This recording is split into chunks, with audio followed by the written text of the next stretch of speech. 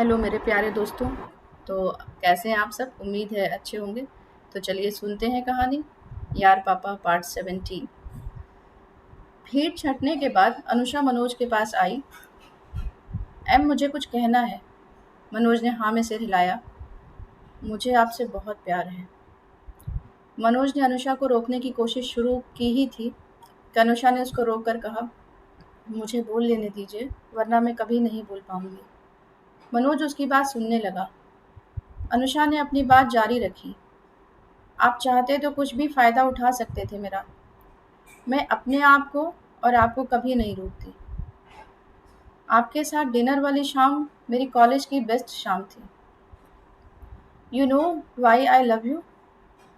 Because you are flawed like me. You are flawed like me. Having flaw does not mean we are wrong. It means we can do better. आप अच्छे आदमी हैं M. मैं आपको खोना नहीं चाहती। मनोज ने बीच में रोकने की कोशिश की, लेकिन अनुषा ने रोकते हुए कहा, मुझे कह लेने दीजिए, बाद में शायद मैं कभी कह ना पाऊँ। अनुषा ने मनोज को गले लगा लिया और बोली, हम कभी साल में एक आध बार बात कर सकते हैं क्या? मैं कभी कॉल नहीं करूँगी। बस मुझे एश्योरेंस चाहिए कि मैं आपको कॉल कर सकती हूँ। मेरे बर्थडे पर। मेरे बर्थडे पर? आप भले फ़ोन मत उठाना, लेकिन मना मत करना प्लीज़। मनोज ने कोई जवाब नहीं दिया, तो अनुषा ने गले लगे लगे जोड़ा, A hug is longer than 20 seconds will produce hormones into your body that makes you trust the individual who is hugging you. मैंने कहीं पढ़ा था ऐसा। हो सकता है ये झूठ हो। मनोज ये सुनकर मुस्कुराया। 20 सेकंड से बहुत ज़्यादा समय हो चुका था। मनोज ने अनुषा के सिर पर प्यार से हाथ फेरा और कहा, मैं बर्थडे पर कॉल करूँगा। मनोज ने आसपास लोगों से पूछा, किसी ने भी साशा को नहीं देखा था। उसका फ़ोन भी बंद आ रहा था। मनोज ने जैसे ही साशा को कॉल करने के लिए फ़ोन उठाया, तो देखा उसकी असिस्टेंट के कई मिस कॉल थे। टेलीकॉम कंपनी पर नई जांच बैठ गई थी। हेड ऑफिस में लोग पैनिक कर गए थे और मनोज से तुरंत मिलना चाहते थे। मनोज इस समय किसी से मिलना नहीं चाहता था। ये वो पल था जिसका इंतज़ार उसने 30 साल से किया था। मनोज के कुछ काम तो पूरे हुए थे, लेकिन कुछ काम बाकी थे। उसने मीटिंग फिक्स की और फिर से एक बार साशा को कॉल किया। साशा वहाँ नहीं थी, बहुत दूर थी। मनोज अभी बेमन से मीटिंग फिक्स कर ही चुका था कि टेलीकॉम मिनिस्टर का आदमी उससे कॉलेज में मिलने आ पहुंचा। मैंने मना किया है, फिर भी आप आ जाते हैं, मनोज ने कहा। मिनिस्टर के आदमी ने फ़ोन मनोज के सामने किया। मैंने मना किया है, फिर भी आपके लोग क्यों आते हैं? टेलीकॉम मिनिस्टर ने मनोज की बात को इग्नोर करते हुए कहा, मनोज जी, आप भूल न जाएं, इसलिए बस रूटीन चेकअप के लिए। पेपर खत्म होने की बधाई।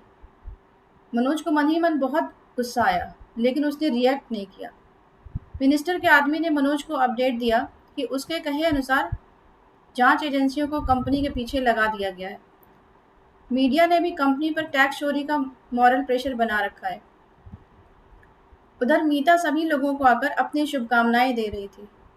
बाकी दोनों सालों के स्टूडेंट ये सब देखकर अपनी बारी का इंतजार कर रहे थे। आज तो आप लोग पार्टी करो, कल सुबह सबको क्लास में आना है। मीता ने जैसे ही कहा, एकदम से शांति छा गई। पूरे बैच को अंदाजा था कि कल क्लास में क्या होने वाला है। साशा अंकल के स्कूल में पहुंची। अंकल वहां नहीं मिले। उसने पूछा तो पता चला कि अंकल ने पहले से बता रखा था कि वह कुछ दिन नहीं आएंगे। वैसे जो भी कोर्स वह पढ़ाते थे, उसका सिलेबस पूरा हो चुका था। उसको लगा कि अंकल के घर का पता उसके पास होना चाहिए था। उसको जब कुछ और नहीं समझ आया तो वह चाय की दुकान पर पहुंची। वहां पर उसने जब अंकल के बारे में पूछा तो चाय वाले ने उसको एक लिफाफा दिया जो अंकल उसके लिए छोड़ कर गए थे। साशा ने लिफाफा खोला। साशा, तुम अगर ये लेटर पढ़ रही हो तो इसका मतलब है मैं घर लौट गया हूँ। मैं जाने से पहले तुमसे मिलना चाहता था, लेकिन मुझे लगा मेरे मिलने से ज़्यादा ज़रूरी है कि मैं अपनी समझ के हिसाब से तुम्हारा जवाब दे पाऊँ। शासा, सबसे अच्छी बात है कि तुम्हारे पास सवाल है। जिस दिन हमारे सवाल खत्म हो जाते हैं, हम बूढ़े होना शुरू हो जाते हैं। शासा, जिस दिन अपने माँ बाप को दुनिया का बेस्ट माँ बाप मान लेते हैं, उसी दिन हम उनके जैसा बनना चाहते हैं। और अपने माँ-बाप जैसे बनने का सोचना या फिर उनसे थोड़ा-सा बेहतर होने का सोचना, अपने आप को बहुत लिमिट कर देने वाला है।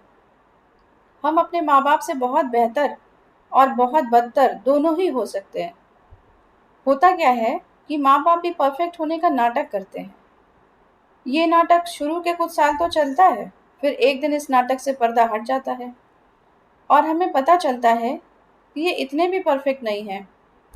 सच कहूँ तो माँ-बाप की बनी हुई इमेज टूटना बहुत ज़रूरी है, ताकि हम जान पाएँ कि वे भगवान नहीं। मैं जब तुम्हारी उम्र का था, तब सोचता था कि मेरी लाइफ ही इतनी खराब क्यों है? इस लाइफ का कोई मतलब नहीं है। यकीन मानो, अगर तुम्हारे मन में कभी न कभी ये सवाल आया है, तो तुम सही रास्ते पर हो। मैंने बहुत सोचा और एक उम्र बीतने के बाद मुझे समझ आया कि जीवन असल में बीता हुआ समय ही तो है और एक दिन ये समय खत्म हो जाएगा। ज़रूरी यह है कि हम बचे हुए समय को बचा लें। ये कितनी अच्छी बात है कि हमें पता ही नहीं है कि हमारे पास समय कितना है। बीता हुआ समय अच्छी-बुरी यादों के साथ कुछ न कुछ पश्चाताप भी देता है। हमारी आँखों की जलन, शरीर में थकावट और जीभ पर कड़वाहट कई बार हमारे बीते हुए समय की होती है।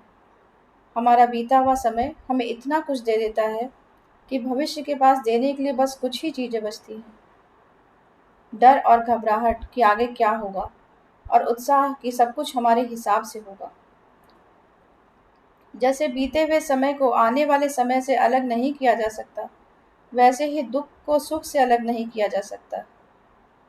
पर अगर हम ज़िंदगी भर दुःख का भार लेकर बैठे रहेंगे, तो चलना बहुत मुश्किल हो जाएगा। दुःख उतना ही रहता है, लेकिन उसको ज़्यादा दिन अपने पास रखने से दुःख का भार रोज़ बढ़ता जाता है और एक दिन इतना हो जाता है कि झेलना मुश्किल हो जाता है। ज़्यादातर सुसाइड नोट में लोग यही तो लिखते हैं कि बस अब नहीं झेला जा रहा है। उदासी हमें पैरालाइज़ कर देती है। आस-पास देखो साशा, जिस ज़िंदगी का एक-एक दिन काटना मुश्किल है, लोग वैसे पूरी उम्र काट देते हैं। सबसे मुश्किल काम एक पूरा दिन काटना है। ज़्यादातर लोग मरे हुए हैं। इसीलिए अंत में हमें अपने सभी दुखों को बैग में बांध कर कहीं छोड़ आना चाहिए। जैसे चूहे पकड़ने के बाद हम उन्हें घर से कहीं दूर छोड़ आते हैं। कितना भी दूर छोड़कर आओ, एक न एक दिन चूहा वापस आ जाता है। दुख वही चूहा है जिसको लौट कर आना ही है। जरूरी नहीं कि वो चूहे की शक्ल में ही लौटे। तुम्हें क्या लगता है, मंदिर, मस्जिद, गुरुद्वारे, चर्च में इतनी भीड़ क्यों होती है? वहाँ लोग मांगने कम जाते हैं, अपने दुख रखने ज़्यादा जाते हैं। जैसे किसी धार्मिक स्थल में घुसने से पहले हम चप्पल उतारते हैं, वैसे ही हमें दुखों को उतार कर कहीं ऐसी जगह छुपा कर रखने की कोशिश करनी चाहिए, जैसे बहुत ज़रूरी चीज़ों को रखकर भूल जाते हैं। ये सब इतना आसान नहीं। तुम्हें जब ये चिट्ठी मिली होगी, तो मैं अपने घर की मिट्टी में कहीं दफ़न हो चुका हूँगा। मैं इंडिया में ही मरना चाहता था, लेकिन जैसे-जैसे मौत पास आ रही थी, मुझे घर की याद आने लगी। जब मौत पास आती है, तो भगवान नहीं, घर याद आता है। मैं अब नहीं हूँ, इसलिए शायद मेरी बात का कुछ ज़्यादा असर हो। चाहे उम्र कितनी भी बुरी बीती हो, अगर तुम ज़िंदा हो, तो सब कुछ इतना भी बिगड़ा नहीं है। हो सके तो लोगों को माफ़ करते चलो। लोगों को माफ़ न करके हम सबसे ज़्यादा नुकसान अपना करते हैं। मुझे पूरा भरोसा है कि कोई दूसरी दुनिया होगी, तो उसमें चाय का ठेला भी होगा, हम वहीं मिलेंगे। तुम्हारा smiling uncle, with love, peace and hope. Sasha चिट्ठी को बहुत देर तक सीने से चिपकाए रही। उसने 2 चाय पी, एक अपने लिए और एक अंकल के लिए। जब वह पैसे देने लगी, तो चाय वाले ने बताया कि अंकल ने बताया था कि आप आएँगी। वह पैसे एडवांस देकर गए थे। आपको कोई आइडिया कि वो कब तक लौटेंगे? साशा ने सवाल सुना और कोई जवाब नहीं दिया। वह वहाँ से पैदल चल दी।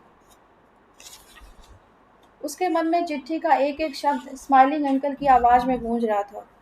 अपने आसपास देखो साशा, जब मौत पास आती है तो भगवान नहीं घर याद आता है। वो बहुत जोर से चिल्लाई।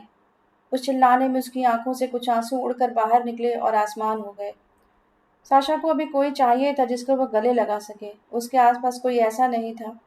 उसने चिट्ठी को अंकल समझकर सीने से चिपका लिया। उस चिट्ठी की खुशबू ने, शब्दों के बीच की खाली जगह ने साशा को और जोर से गले लगा लिया। उसने प्रिया को फोन मिलाया। डेविड कैब में बैठने ही वाला था कि प्रिया उसके घर पहुंची। डेविड ने बिना कुछ कहे कैब छोड़ दी। प्रिया ने उसको गले लगा लिया। जिसके होने की उम्मीद ना हो वैसा कुछ हो जाए तो खुशी ज्यादा आती है और कुछ देर तक आती रहती है। खुशी आने से ज्यादा खुशी खुशी के इंतजार में आती है। डेविड ये सीन हजारों बार अपने दिमाग में रिपीट कर चुका था कि उसे ये झूठ लगने लगा था। उसको लगता था कि प्रिया आएगी। प्रिया ने उस दिन के बाद से डेविड से बिल्कुल भी बात नहीं की थी, पर उसको पता था कि डेविड की फ्लाइट किस दिन है। रास्ते भर दोनों में कोई बात नहीं हुई। दोनों एयरपोर्ट के पास एक कैफे में बैठे हुए थे। आधे घंटे तक दोनों के बीच कुछ बात नहीं हुई थी। एक समंदर दोनों के बीच बह रहा था। प्रिया को समंदर का डर नहीं था। वो समंदर लांघ चुकी थी। डेविड समंदर के उस पार खड़ा था। प्रिया ने अपने पर्स से एक अंगूठी निकालकर डेविड के सामने रख दी। तुम्हारी वाइफ के लिए। डेविड ने अंगूठी को छू कर देखा। प्रिया ने डेविड के सिर पर धीरे धीरे सहलाना शुरू किया। डेविड कुछ बोलने की हालत में नहीं था। प्रिया कुछ बोलना नहीं चाहती थी। सामने रखी कॉफी से घूंट घूंट समय बीत रहा था। प्रिया उसमें लहरों की भाषा में कुछ बोल रही थी। डेविड लहरों की भाषा में कुछ जवाब दे रहा था। लहरें एक दूसरे को भिगो रही थीं। लहर के बाद सरकती हुई रेत रह रहकर सूख रही थी। बात जब खत्म हुई तो डेविड ने हाँ में सिर हिलाया। फ्लाइट का समय हो चुका था। प्रिया ने जाने से पहले डेविड को गले लगाकर कहा, कॉफ़ी अच्छी बनाते हो तुम। कॉफ़ी को मिस करूंगी। डेविड मुस्कुराया। उसने प्रिया के सिर पर सहलाया। उसकी उंगलियां कई सारी बातें एक साथ कहने की कोशिश कर रही थी। तुम मनोज के पास लौट जाओ। अपना ख्याल रखना। फिर मिलेंगे। याद आएगी। इनमें से एक भी बात डेविड ने नहीं कही। इससे कहीं ज्यादा बातें प्रिया ने अपने आप समझ ली। प्रिया जब पलटी तो उसकी आंखों में वो आंसू थे जो उसने बहुत देर से रोक कर रखे थे। लौटने के बाद प्रिया घर न जाकर उस समंदर के उस हिस्से में गई जहाँ डेविड की क्लास होती थी। समंदर की लहरें पैर से आकर टकरा रही थीं। लहरें बढ़कर प्रिया की आंख के आंसुओं को गले लगाना चाहती थीं। तभी साशा का फोन आया। आप आ जाओ मम्मा। अगले दिन सुबह क्लास में मीता ने आकर अनाउंस किया कि 15 दिन बाद प्लेसमेंट शुरू होने वाले हैं। देश की बड़ी से बड़ी लॉ फर्म आने वाली है। मीता की पूरी कोशिश थी कि पूरे बैच का प्लेसमेंट 2-3 दिन में ही निपट जाए। प्लेसमेंट की बात से ही कॉलेज में अलग तरह का उत्साह था। लोगों ने इंटरव्यू की तैयारी शुरू कर दी थी। साल भर जिन्होंने दाढ़ी बाल नहीं कटवाए थे वे लोग भी अब एकदम से टिप टॉप होकर तैयार थे। प्लेसमेंट को लेकर कोई चांस लेना नहीं चाहता था। आप लोगों के फाइनल रिजल्ट प्लेसमेंट से पहले आ जाएंगे। मीता ने जैसे ही ये कहा क्लास में हलचल हो गई। यूं ही मीता की झटके देने की आदत थी, लेकिन इस बार का सेशन पिछली बार वाले सेशन से लगभग 2 महीने पहले खत्म होना था। सेशन अपने टाइम से भी खत्म हो सकता था, लेकिन इस बार सेशन जल्दी खत्म करने के पीछे एक और वजह थी। वो थी मनोज का टेलीकॉम कंपनी वाला केस। यूं तो मनोज ने मीता से कहा नहीं था, लेकिन वह चाहती थी कि अपनी डिग्री और रिजल्ट के साथ मनोज उस केस के लिए तैयार हो। यूं भी वो केस मनोज को हारना था। मनोज हारने के लिए तैयार नहीं था और बीच का रास्ता बहुत मुश्किल था। गजेंद्र ने अपनी पावर का इस्तेमाल करते हुए कंपनी और टेलीकॉम मिनिस्टर के बीच सुलह कराने का भी ऑफर मनोज के सामने रखा था, लेकिन मनोज और मिनिस्टर दोनों ही उसके लिए तैयार नहीं थे। कंपनी में हर बार जब रेड पड़ती थी तो इनकम टैक्स डिपार्टमेंट कुछ न कुछ ऐसा निकाल दे रहा था जिससे लग रहा था कि कंपनी का भविष्य न केवल अधर में लटक गया है, बल्कि उन करोड़ों रुपए की पेनाल्टी लगाना तय है बल्कि उन पर करोड़ों रुपए की पेनाल्टी लगना तय है।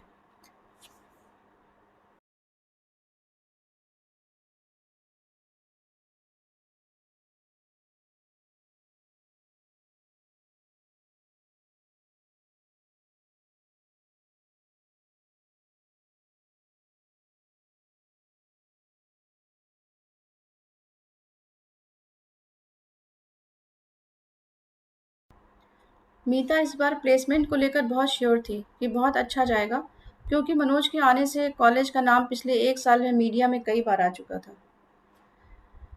पूरा फाइनल ईयर का बैच अपने 1-2 साल पुराने सीनियर से भी प्लेसमेंट का ज्ञान ले रहा था। मनोज की एक लंदन की ट्रिप फिर से हुई। अब केस की हियरिंग की डेट में बस 1 महीना बचा था। कंपनी वाले लगातार पड़ने वाली रेट से परेशान थे। अब उनका पेशेंस जवाब दे चुका था। पेनाल्टी लगी ही है, अभी देनी नहीं है, मनोज ने कंपनी के टॉप बॉस को आश्वासन दिया, लेकिन उनको भरोसा नहीं हुआ। वह मनोज को इस केस से हटाना चाहते थे। हालांकि उनकी बात हो चुकी थी। मनोज ने पहले भी विश्वास दिलाया था कि उनको एक मौका और चाहिए। असल में लगातार बढ़ती रेट से कंपनी का इंडिया में बिजनेस करने का भरोसा हिल गया था। ये रेट रुकवाओ मनोज, कंपनी के टॉप बॉस ने कहा। मनोज ने कहा, अब से लेकर केस की हेयरिंग तक कोई रेट नहीं पड़ेगी। मनोज ने कह तो दिया, लेकिन उसको खुद नहीं पता था कि क्या सचमुच वो रोक पाएगा।